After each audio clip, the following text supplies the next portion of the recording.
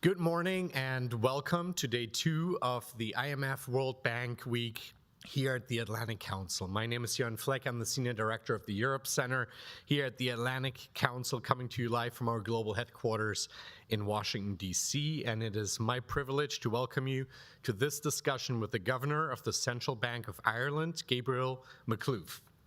Governor, we're delighted to have you here at the Atlantic Council. A warm welcome. The governor joins us as we convene dozens of financial decision makers from all over the world who have come to Washington for this year's IMF World Bank annual meetings. This is also part of our Transatlantic Economic Dialogues, a joint effort between the Europe Center and the Geoeconomics Center at the Atlantic Council to maintain and grow dialogue and debate about the future of the U.S.-European economic relationship. As part of that effort, today we'll dive into a discussion on Ireland's monetary strategy, inflation dynamics, and the global trade dynamics shaping the country's economic outlook. We will also touch on the recent policy signals from the European Central Bank and what they might mean for the broader Eurozone economy. Ireland offers a particularly interesting perspective as an economy deeply integrated into global trade and investment flows, while also being exposed to the challenges of persisting inflation, deteriorating financing conditions, and evolving fiscal priorities. So we have lots to discuss with Governor Makhlouf, who became governor of the Central Bank of Ireland in 2019. And is a member of the Governing Council of the European Central Bank, of course. He brings a distinguished public service career, including as Secretary to the New Zealand Treasury and the government's Chief Economic and Financial Advisor, and previous roles across the World Bank, the Asian Infrastructure and Investment Bank, and the European Bank for Reconstruction and Development. Governor, thank you again for joining us today. I look forward to your conversation with my colleague Charles Litchfield, Director of Economic Foresight and Analysis at the Atlantic Council's Geoeconomics Center. But first, over to you, Governor, for some opening remarks.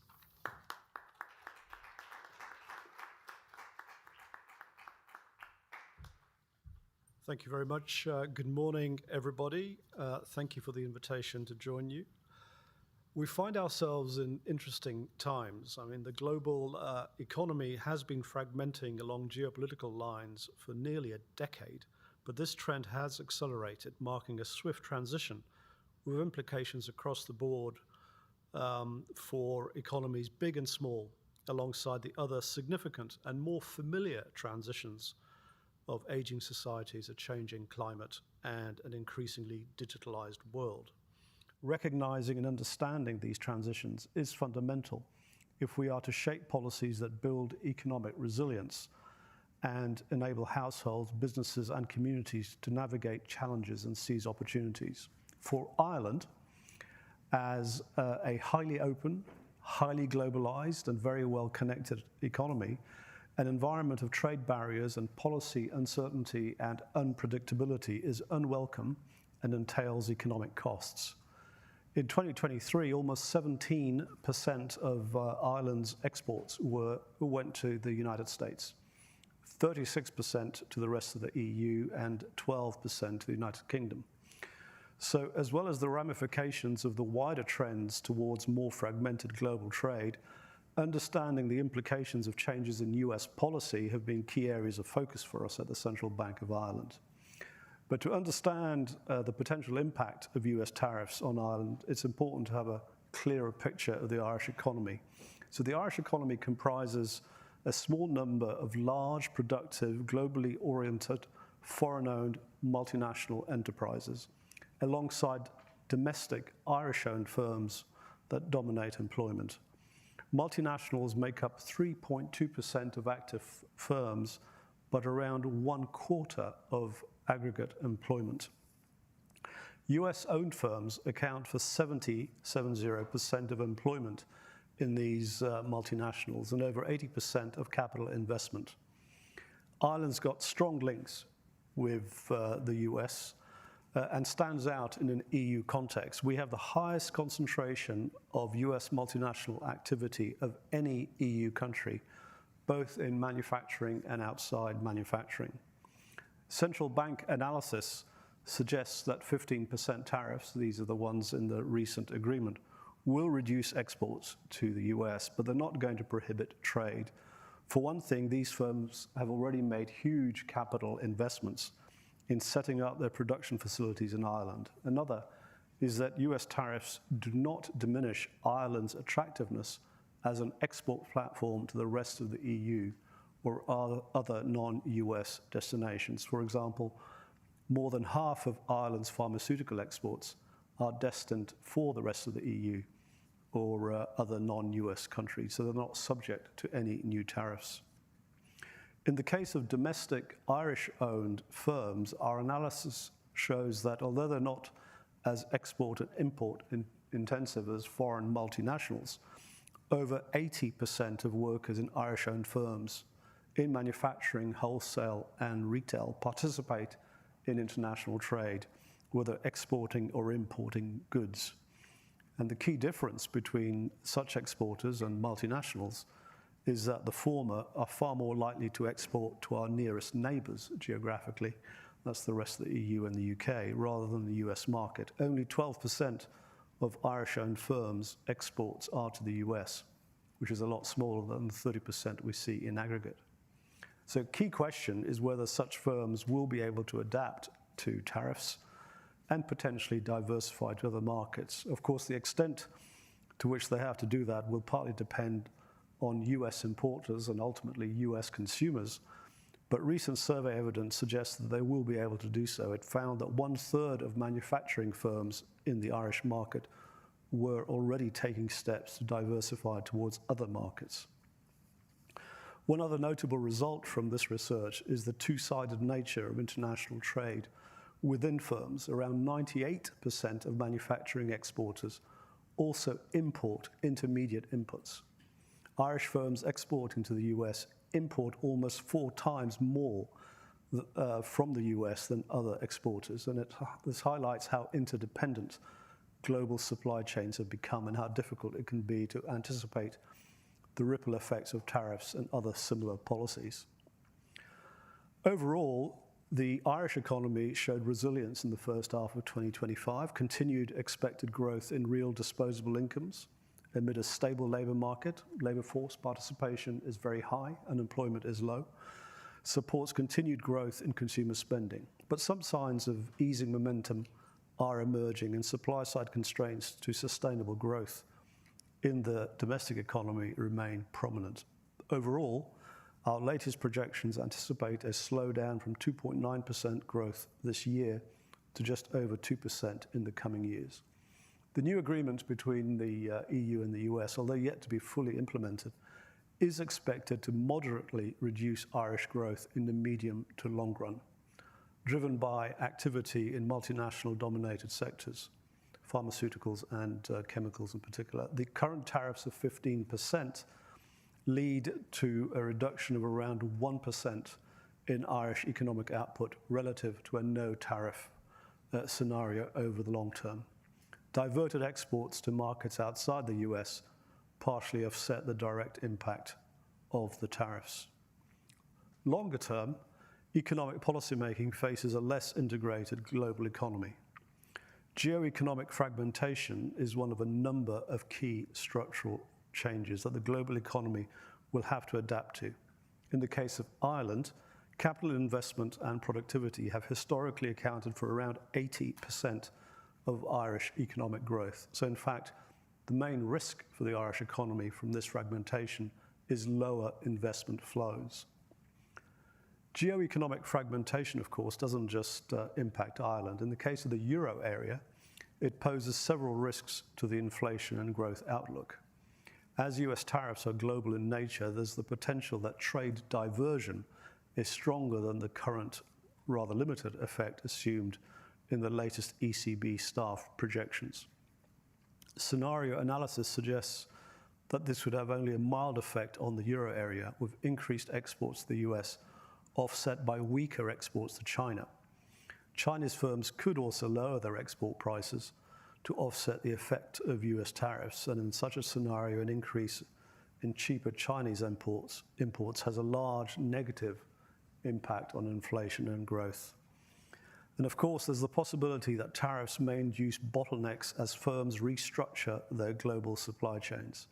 A scenario resembling pandemic-era disruption would see inflation rise considerably when accounting for input-output linkages through production networks, but have a minimal effect on growth. And as for current monetary policy, at our last meeting, we decided to keep rates unchanged. This is at the ECB in Frankfurt. We continue to be in a good place with the disinflationary process behind us, the European economy showing resilience and inflation where we want it to be. Real euro area GDP growth is projected to average 1.2% this year, 1% next year, and 1.3% in 2027. And surveys suggest the economy maintains positive underlying momentum. And while the trade agreement with the United States has reduced uncertainty somewhat, the overall impact of the change in the global policy environment will only become clear over time. Risks remain that renewed trade tensions could further dampen exports, investment, and consumption. By contrast, higher than expected defense and infrastructure spending and productivity-enhancing reforms would add to growth. So where does all that leave us? Well, the Irish economy faces the current challenges from a position of relative strength and has benefited from decades of foreign direct investment-led growth, and its interconnections with the US economy and its membership of the EU have led to higher productivity, investment, and human capital. This, along with Ireland's open, flexible, and skilled labour force, creates strong conditions to adapt to geo-economic shifts. Nevertheless, a slowdown in inward investment flows would reduce Ireland's long-run growth potential. It brings to the forefront the need for clear priorities in Irish and European economic policy. First and foremost, policy needs to focus on the fundamentals, managing the short term while planning for the medium term, ensuring our frameworks are fit for purpose, and learning the lessons from the past while preparing for the future. Successful economies need stable and sustainable macroeconomic frameworks and sound fiscal and monetary policies, along with stable and well-regulated financial systems and well-functioning markets. For Ireland, against the backdrop of strong economic and population growth, continuing to attract investment will require a particular focus on closing infrastructure gaps in water, energy, transport, and housing, as the government set out in its budget last week. Of course, we shouldn't just stop at the border. Ireland is part of the world's largest single market, and there is untapped potential, both in Ireland integrating further into the EU single market, as well as ensuring that that market taps its potential. 1 year on from Mario Draghi and Enrico Letta's reports on the future European economy, it remains essential that we make progress on their recommendations. If we're going to realize the potential of the European economy, we need to, and deepen the single market, we need to follow through with their proposals. I mean, deepening the single market offers a hedge against broader global trade fragmentation, helps to reduce an over-reliance on external dependencies, and fosters innovation and promotes stable growth. And it also should help us realize the potential of the EU's capital market by unlocking the almost 12 trillion euro in savings and cash deposits held by Europeans. So I'm coming to my conclusion. At this point in the 21st century, it's undoubtedly the case that the most significant headwinds we face today, be they from geo-economic fragmentation or managing the challenges of a changing climate, are all global in nature and demand collective solutions. And it's precisely where organizations such as the Atlantic Council and indeed the IMF have important roles to play. The Council's mission to promote constructive leadership and engagement in international affairs is precisely what we need today so that we help to shape policy choices and strategies that create a more free, secure, and prosperous world. The IMF's convening power brings us all to the same table, offering a vital forum for dialogue and coordinated action among its members. It's not a theoretical exercise, but the essential work of managing a more uncertain world, one that requires us to see past domestic concerns to the broader, interconnected reality.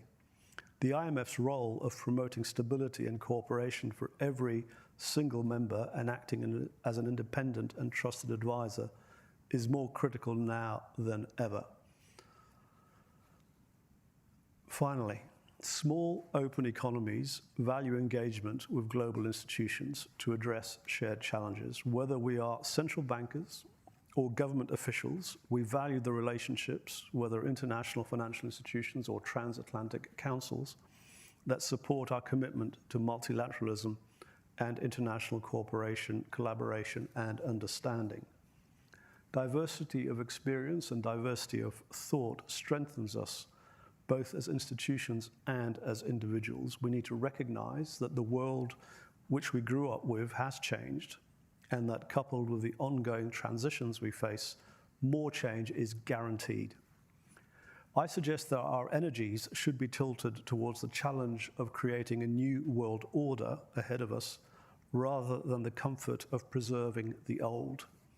The stage is now set for building new relationships, adopting new frameworks, and creating new paradigms for the world that our children and grandchildren will inherit. I know that Irish institutions are committed to international cooperation, and we will continue to advocate for and play a key role in developing the new multilateral order that our economies need and our communities want.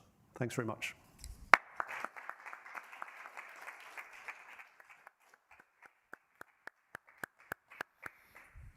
So thank you very much, Mr. Governor. There's a lot to unpack in that speech, and I'm very grateful that you chose the Atlantic Council to make it. Thank you also for naming us as one of the institutions that is trying to build an effective multilateral order for this new world we inhabit. We'll come back to those questions in a second.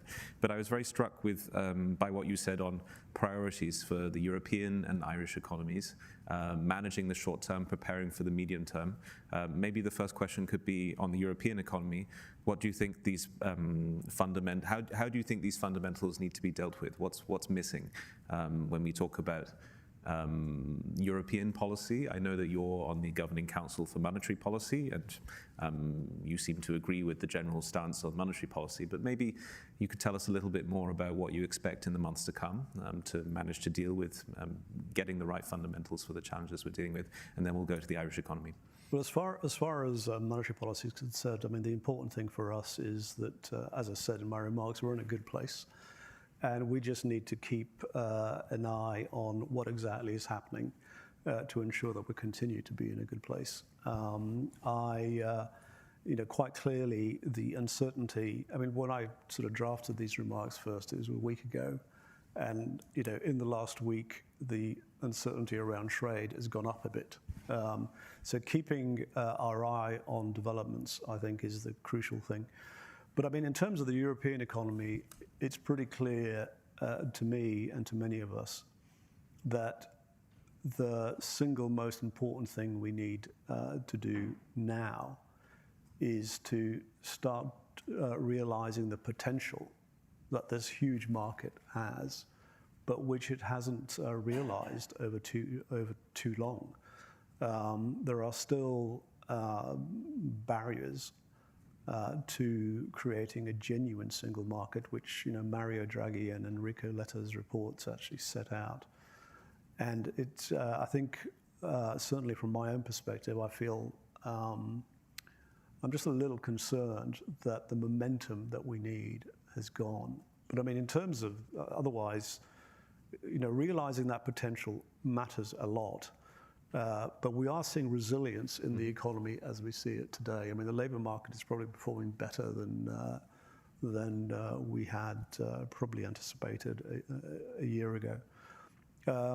And from the Irish perspective, we're part of Europe, but we're in this unique position in terms of our relationship with the rest of the world, particularly the United States. And the economy is in a relatively strong position, but it's clearly suffering from the pressures of success. So the population growth, the economic growth, has basically infrastructure has not caught up with or kept up with those. So that's why I've been saying publicly, and as I said in my remarks, that's where energies need to be focused on. I think the story of the European economy today is one of can it fulfill its potential? Mm-hmm. That's the story. So I'm hearing a need for reform in Europe and actually making the single market work and tap into the potential that is there. I think most of us would agree at the Atlantic Council.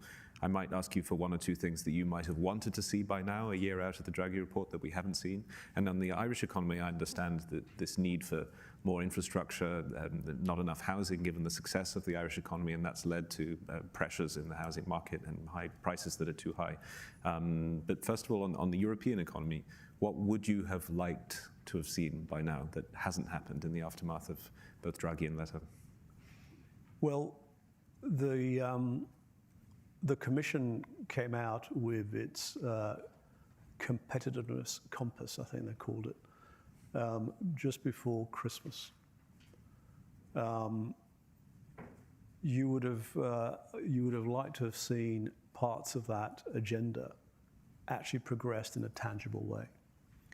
Now, when I raised this with some of the members of the Commission, I'm told that things are coming. So, one has to give people the benefit of the doubt. This is not straightforward. I'm expressing a frustration, partly because I think some of what were in those reports weren't exactly news. Mm-hmm. So I think it's seeing action on the ground, really. And in some ways, I'm relaxed about what's prioritized first, as long as something is prioritized. Understood. And then on the Irish economy, I was very interested in what you said on inputs and the specific case of the Irish economy, the presence of US multinationals, of course. But this led you to tell us that a lot of the inputs come from the US, not necessarily something that people in this room had realized, I think. So given the uncertainties around trade, and you're right that this week has led to more uncertainty, some new export controls that will also affect Ireland coming from China, a US blowback, we're not quite sure where that will lead. But you as a central banker, as a monetary policymaker, what's your role in all of this? Obviously you'll say we need to provide certainty, we need to provide a stable environment so that people can invest. But how do you navigate this environment where you're not quite sure how global supply chains will be in a few weeks, a few months, and what that means for inflation? So it means you need to keep your finger much closer to the pulse, I guess, on inflation. But could you give us any other, a sense of how your job has changed because of these uncertainties? I think, in a nutshell, we are probably spending more time today than, say, a year ago, thinking about the risks. Risks around growth, risks around the inflation outlook. We are probably spending more time discussing that and trying to understand what's happening and what might happen. Understood. So the job has become more complicated. Well, we wish you good luck. So two more questions from me. One on your job here this week. You'll be meeting a lot of the multilateral institutions, but also, I take it, some members of the US administration. Yep. So I was wondering what your goals are. As an Irish central banker, the Irish Central Bank has a particular role as well in the Irish economy. So what do you hope to tell people and what do you hope to learn? Well, I'm here principally because it's IMF Annuals Week. We are also members this year of the G20, so we have some G20 meetings that I participate in. My main objective this week actually is to take the temperature of what's happening either within the sort of international family that the fund represents, but also to meet some of the new officials in the administration who I haven't met before, and to start building new relationships. What kind of understanding would you hope to reach with them on multilateralism? The message here was pretty strong that Ireland is ready to build a new multilateral order, provided it's multilateral. How would you put that message to them? Well, I'd want to listen to their perspectives and explain my perspective and why actually I think it's a win-win situation. With tact and diplomacy, and with an open mind. So I approach a lot of this with an open mind. I mean, as I said in my remarks, diversity of thought, I think, matters, and appreciating that people will have different perspectives. And I've been in this business for quite some time, and I realize people have got different perspectives, and and sometimes we don't agree, sometimes we agree. But most of the time, we're trying to find a way through so that we do. So it is a win-win situation. Understood. Final question for me on the digital euro. I know your institution has been a big proponent of it, although you were telling me as we prepared for this that people sometimes misunderstand what it is. So I'll give you a chance to tell us. This is also something that we value at the Atlantic Council Geoeconomic Centre. I think there are many fans of our CBDC tracker in the room. But maybe I could give you the chance to say what you think this innovation is about, what the goal is, and then maybe a specific question on the link to the single market. So you said that you had a frustration with untapped potential in the single market, a lack of integration. Could this be one of the avenues that could get us there? Yep. From my perspective, the digital euro represents two things. Firstly, it represents central banks entering the digital age. So the whole world. The Eurosystem was always pretty digital. The whole world is moving digital, right? And the idea that central banks will somehow not go in this direction just seems to me to be sort of implausible. The fact that our responsibility is price stability and controlling monetary policy, and not really having the tools that everyone is going to have. It is implausible. So as far as I'm concerned, that's the basic reason why this should come, and it will come. I'm making no comment on the precise design. But the second reason, and the one that tends not to be sort of really discussed very much, is for me the digital euro is a platform on which we modernize our payment systems. That plays directly into one of the things we want to do in the single market, because it should eliminate the frictions that currently exist as a result of different payment systems, some of them outdated, that exist within the EU. So it's that dual thing. It's the modernization of us going with the digital age, but it's also the elimination of frictions to help the single market work well. Well, thank you very much. I think that's all we have time for, but thank you very much to the Governor for coming to see us. Thank you for also giving us a role at the Atlantic Council in trying to encourage multilateralism and trying to find new solutions given the challenges. So we're very grateful for your time. Wish you good luck here during the annual meetings.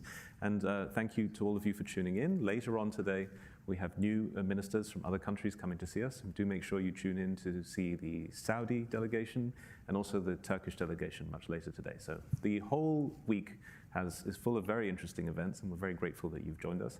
We're especially grateful to Governor Makhlouf for joining us, and we wish you good luck. Thank you, Governor. Thank you, Charles. Thank you.